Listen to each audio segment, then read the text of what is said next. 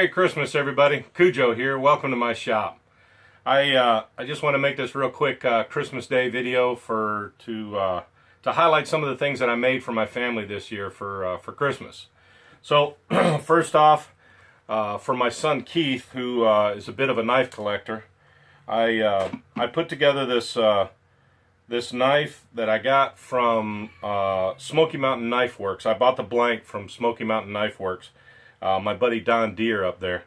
The handles I made from Bacote, which I got at either Rockler or Woodcraft. I can't remember which, but these are grain matched handles that I hand shaped with files and rasps and sandpaper, and this is all done unplugged. This is an unplugged Christmas at my house, and so the knife blank came from the interwebs, but assembling it and shaping it and finishing all that was all done right here in the shop. So Merry Christmas, Keith. I love you, buddy. Here's your knife for Christmas.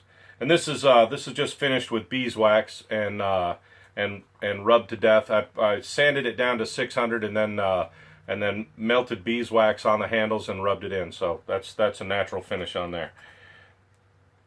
And then my son Marcus is kind of like his old man. He's a bit of a slob. When he comes in the door, he just drops crap everywhere, and so I made him this gentleman's valet box. And this is made with quilted maple and walnut sides, and the best part is all unplugged. I did this project completely unplugged, no electricity except for the lights, and hand cut dovetails, which for me is a huge plus. I've been working on hand cut dovetails for a long time, and recently I bought the David Barron magnetic dovetail guide and a new Japanese pull saw. And between those two items and watching a lot of videos on YouTube on how to make this stuff, I was able to finally come out with some dovetails that are actually worth giving to somebody. So here's a valet box for my son. Hand finished with sanding up to 600, a coat of shellac, and then wiped down with some furniture oil. I use this Howard feed and wax when I do projects that aren't going to be involving food. You can get that at Home Depot. So that's how this guy is finished up. And then for my queen, I made her a jewelry box. And because I'm a bit of an idiot, and for this box and this box, I forgot to buy hinges in time for Christmas. So I have a quilted maple jewelry box that I made for my lovely queen. Again, with hand-cut dovetails. I made this raised panel by hand. It was the first raised panel I've ever done. That was kind of neat. Thank you to Paul Sellers and some of the other guys on YouTube that I watched that gave me the idea and the instruction on how to make that happen the right way. And then on the inside, it's just finished with just basic shellac and a little bit of oil. Again, the Howard's oil, because my wife wanted it nice and simple, so there it is. The lid is got this cool little swishy mark in there, I guess you call it, and I thought it really added to the piece, so I left it in there, and there it is, jewelry box for Mrs. Cujo. And then for my son Christopher, I have this piece.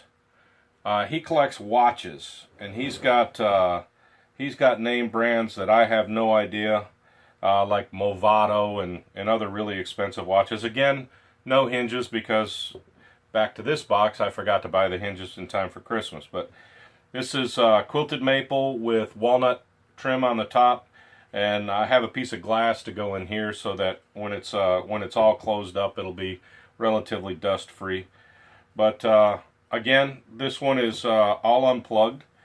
This one just has regular mitered joints in it. I hand mitered these, and it was, man, getting these things dead nuts right with a plane is that's a challenge. It's a challenge, but a fun one.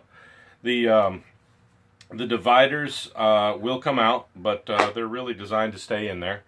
And then I got these little pillows, these little watch pillows I got from Amazon. It was just a few bucks. Amazon delivered them in time. And of course the bottom, quilted maple. And it's a floating panel, so it won't with any kind of shrinking or movement that the humidity is going to do, it won't hurt the box at all.